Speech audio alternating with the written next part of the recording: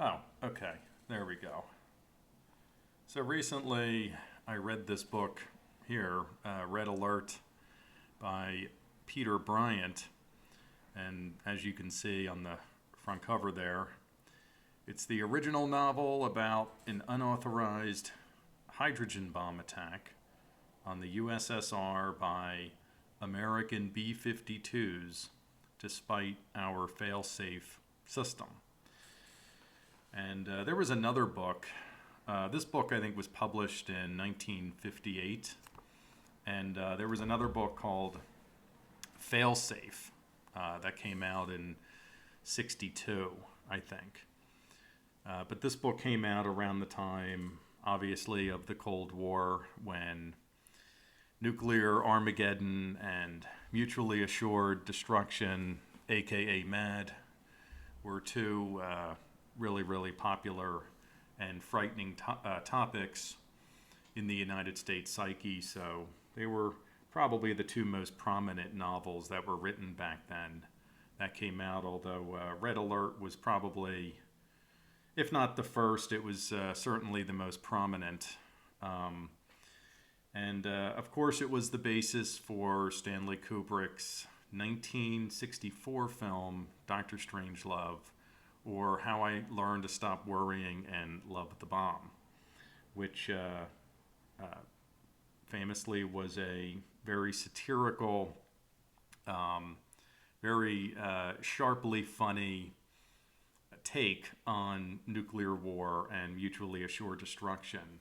But it was based on Red Alert, although Peter Bryant's novel was a much more solemn and serious take on the threat of nuclear war and such. But I recently read it, although I think I may have actually reread it at one point in the past. But I didn't really remember reading it, but I knew of it, and I'd wanted to read it for a while. So I just decided to finally purchase it, and I went ahead and I read it, and I highly recommend it. It's a bit of an unusual thriller novel in terms of stylistically speaking, relative to the way that a lot of thriller novels are written today, which I'll get into that a little bit more later.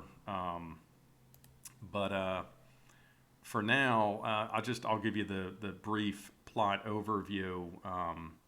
Basically, it's set in the late 1950s, and it's set at a time when the United States and the Soviet Union are locked in this ongoing Cold War conflict. There's a great deal of mistrust. There's a lot of paranoia. There's a lot of nuclear brinksmanship and so forth. And basically, you have a bunch of B-52 bombers that are circling in certain positions just outside the Russian border. And they're meant to hold there and then wait for any possible orders to go in and strike their bomb targets with their nuclear payloads in the event of an order from the president, or in the event of a war. They're up there more or less as a safeguard and as well as a deterrent. So this book is set in the late 50s, and I think it's right before ICBM missiles were created, which of course made the B-52 bombers kind of obsolete. So the book comes in at a time of right on the edge of like a technological change, which of course only made the Cold War even hotter, because ICBMs couldn't deliver nuclear payloads way faster than B-52s, and they can deliver multiple bombs to multiple targets simultaneously. But in the setting of the novel, we have these B-52s, and they're basically up there in the air holding place until or unless they're given the order. And the novel centers on a general who's overseeing an Air Force base in Texas who kind of goes crazy Although, I mean, how crazy he is, how irrational he is sort of a topic of debate in the book. I mean, obviously, he concocts this plan to use what's called Wing Attack Plan R, which is supposed to be a fail-safe plan that in the event that Washington, D.C., or all of the main chain of command is destroyed in a nuclear strike, that generals or people in charge in the military would be able to act independently and would be able to launch a counterstrike in the event that that happens. So they wouldn't be reliant on the president giving the direct order. I mean, nowadays we have what's called the nuclear football. I mean, I'm not sure how long that's been around, but that's been around for decades, I guess, where only the president can give a direct order to launch a nuclear strike. So it's set up where Wing Attack Plan R is a countermeasure, so that way the United States would be able to strike back. And so this general, he takes advantage of that. And so he uses that order and he sends out the attack to strike to all of these B-52 bombers that are sitting around Russia. And then they proceed to go toward their targets. And then to make matters worse, the only way to call those bombers back is by, you have to be able to contact them through a certain frequency using a code, basically, which in the novel is called the CRM 114 system. So unless your order is preceded by a certain three-letter code, you're not going to be able to contact the planes and reverse the order. So of course that's done as a security measure, and because of that they're unable to receive any orders later on to return from their targets and prevent nuclear Armageddon. So anyway, that's the plot that the general starts, and he basically starts World War III on his own. And but to go back to what I said earlier about whether it was rational or irrational, this is kind of a topic of debate. Earlier in the story where he's talking to his second in command, and this general, his whole goal is to create peace on Earth through whatever means possible. And so this plan of his is his, more or less his version of accomplishing that, because he sees the United States and the Soviet Union as basically permanently locked in this struggle until at some point there's going to inevitably be a nuclear war. And so you can either attack first, meaning the United States, and then come out on top, having destroyed the Soviet Union, or you can wait, and then you end up with both sides destroying themselves and therefore the world. And so he decides to take the initiative and launch this bomb attack first, as a way of preserving the United States. But there's also a strategic idea behind it as well, because the way the bombers are set out, if they were able to strike first, they could basically take out any and all of Russia's means of striking back. So they would basically take them out in one blow, pretty much. So this general has it's on the surface, it's a very shrewd, it's a very calculating, but it's a plan that, possibly would work. And then later on, in the Pentagon, as we go into, we switch between three main segments of the story. It's set with the general at his base in Texas, as he's talking with his second in command. And then it's set on what's called the Alabama Angel, which is the B-52, that's delivering one of the nuclear payloads to a particular site in Russia. And then the other part of the story is set in the bowels of the Pentagon with, later on the president comes in, but I think initially it's just like a round table of generals and so forth.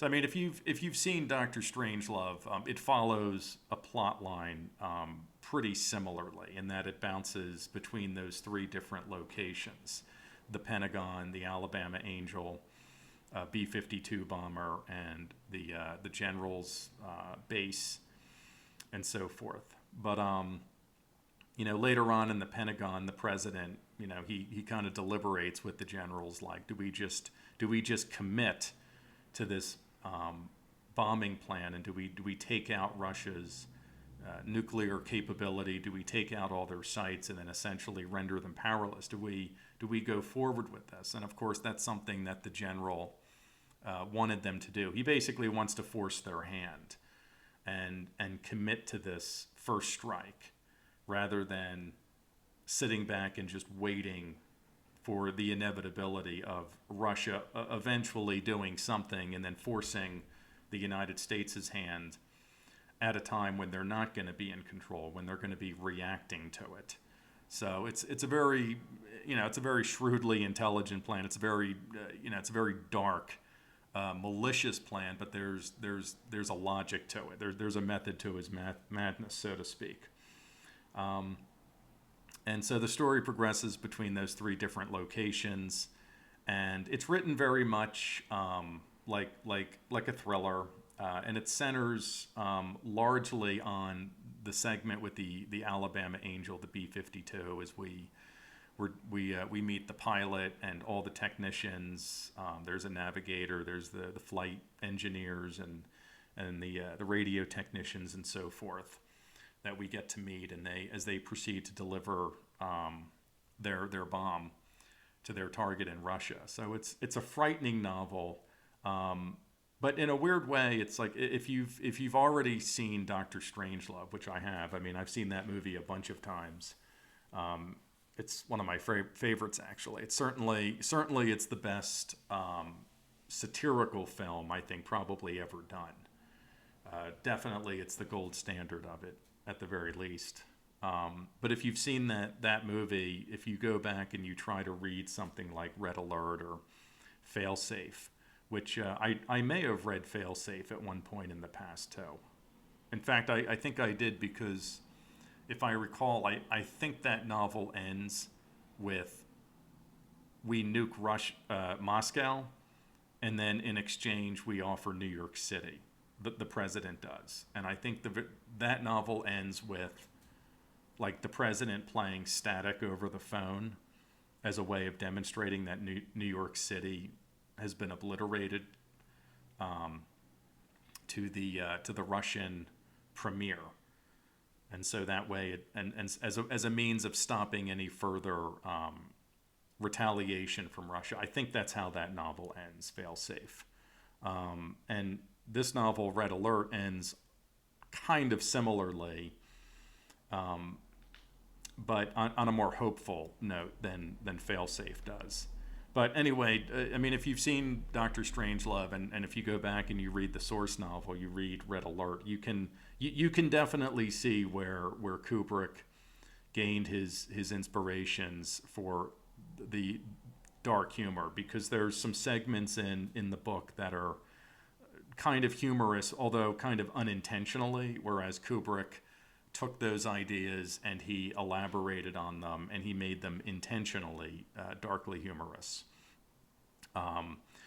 In the movie, I mean, there are some differences, which I'll just kind of lightly get into. Like in the movie, the general, which I think his, let's see, there's General, I think there's Turgidson, but I think that's the guy that played by George C. Scott, famously in the story. But the general in the movie, his whole thing is protecting our precious bodily fluids. In the novel, it's not there's nothing like that. There's no mention of that. It's just he just wants peace on Earth, and in fact, that becomes, he unintentionally gives away the secret code to recalling the bombers, it's a combination of the letters OPE, as his second in command finds out by reading some of his notes on his desk. So that's the same in the movie, but I think as it is in the book. But in the book, his reasoning, it's much more plain and laid out. I mean, he basically is acting from like a strategic intent, where he wants to force the United States to bomb, and then with Russia out of the picture, we'll be able to have peace on Earth. That's basically his whole plan. And there's a mention of the fact that I think he has cancer in the book, or like he knows, and he secretly that he's sick.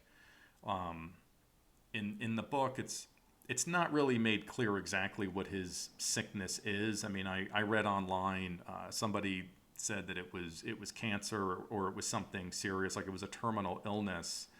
But from what I read in the book, I really got the sense more that like maybe he'd gone to a doctor and been like evaluated psychiatrically or something, and maybe he realized, like, I'm really actually losing my mind or something. But whether it was mental illness or whether it was cancer, he realizes that he's not well, and so initiating this plan is his way of, kind of fulfilling a lifelong goal of protecting the United States and leaving a legacy by doing this. But unbeknownst to him, there's the Russians have basically a doomsday device. Now, in the movie, the doomsday device is something that can be triggered automatically in the event that there's a nuclear strike against Russia. It's buried somewhere in the mountains. In fact, I think the opening shot of Dr. Strangelove is like a close-up of a mountain range, and with a voiceover that mentions how there was construction or some type of project going on there, but nobody could figure out what it was. And in the book, we come to find out it's the doomsday device, which is not able to be, or which doesn't go off automatically, but it can be triggered by Moscow in the event that they're being attacked and they're not able to adequately fight back with B-52s. So there is a doomsday device in the book, just like there is in the movie, although it's not as automatically lethal as the movie sets it up. So in the book, this comes into play, and of course the general doesn't realize that Russia has this ultimate weapon. There's a lot of commentary on layers of bureaucracy and secrecy and paranoia, and the way in which these different elements kind of crash into each other and, can cause a lot of unintentional chaos. But the Russian ambassador, later on when he comes down in the Pentagon, he informs everybody of this doomsday device, which, like I said, it can't be controlled. It doesn't go off automatically, but it becomes a threat that Moscow threatens in the event that they are nuked and they're not able to launch or they're not able to send up their own B-52s. So in any event, does Dr. Strangelove, does having watched that kind of ruin the source material in any way? No, but it definitely colors it, and it definitely kind of recontextualizes it. I would say, though, that history recontextualizes it, because nowadays we don't think of, nobody's walking around worried necessarily about nuclear war the way that people did during the Cold War. I mean, obviously, it's still a potential threat in some ways. You have, countries like North Korea. We've got the ongoing war in Russia and Ukraine, and so forth. So there are a lot of threats that are ongoing that could potentially, if the right circumstances were to fall into place, end up becoming somewhat nuclear. I mean, we just had earlier this year, we had, the United States bombed Iran to take out their nuclear research facilities. Although, how close was Iran really to a nuclear bomb and the ability to deliver it? I mean, there's a lot of technological, capabilities that you need to really, in any real practical sense, pose a threat with a nuclear bomb. I mean, how far along really were they? I mean, that's kind of debatable, but obviously you can't have a country like Iran with a nuclear weapon. But in any event, we don't really think about nuclear war nowadays the way people did back then. There was obviously much more paranoia and concern about it. Russia was a real, it was the Soviet Union back then. It was a real empire of sorts. It controlled Eastern Russia. It had a lot more territory. It had more resources. They were much more driven to expand and expand their sphere of influence to other countries and spread communism and so forth. But I mean, it's still a concern now. I mean, it's not that it really has gone away, but it's not as mainstream now as it was back then. So I think just history itself kind of recontextualizes it in some ways.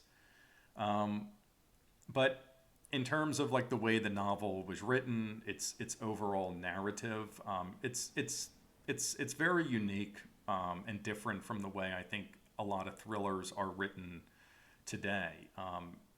Firstly, it's not even 200 pages. Let me see. It's like, it's pretty thin, as you can see, and it's a pretty quick read.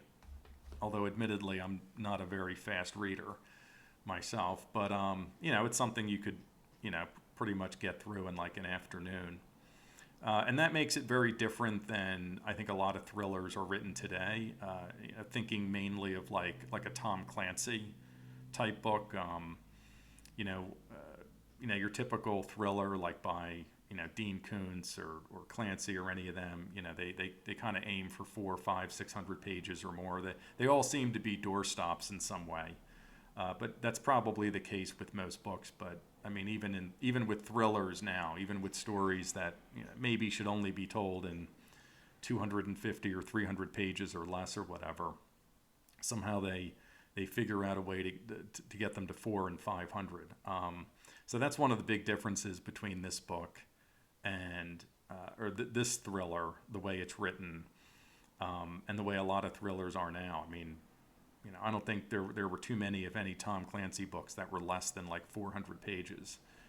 Although a lot of his books were really good. I think I read Hunt for Red October a long time ago.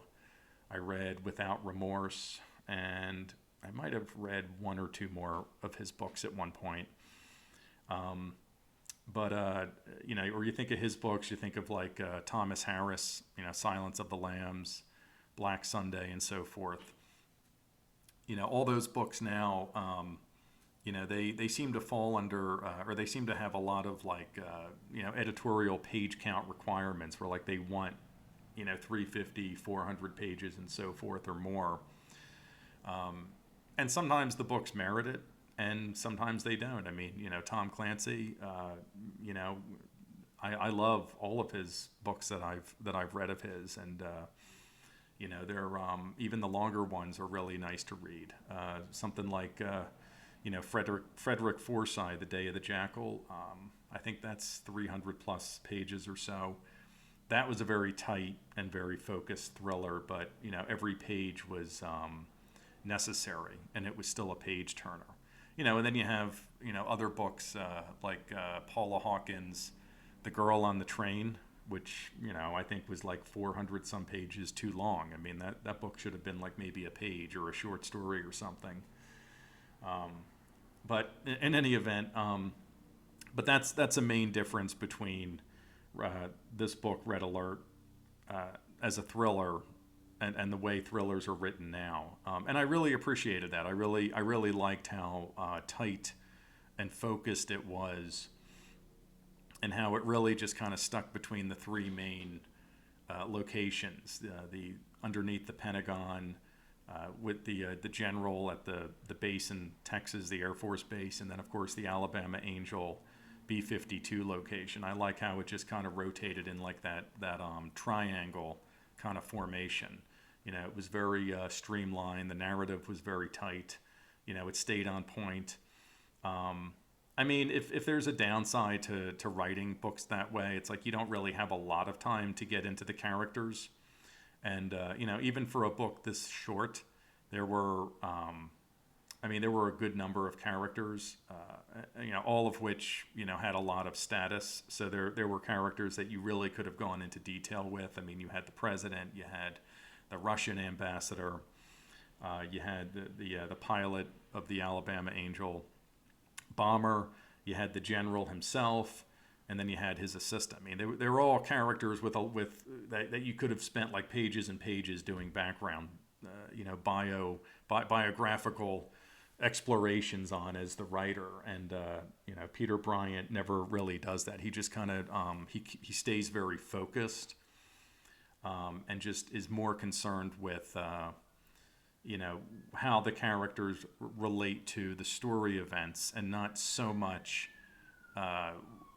their personal lives or their biographical backgrounds or anything like that.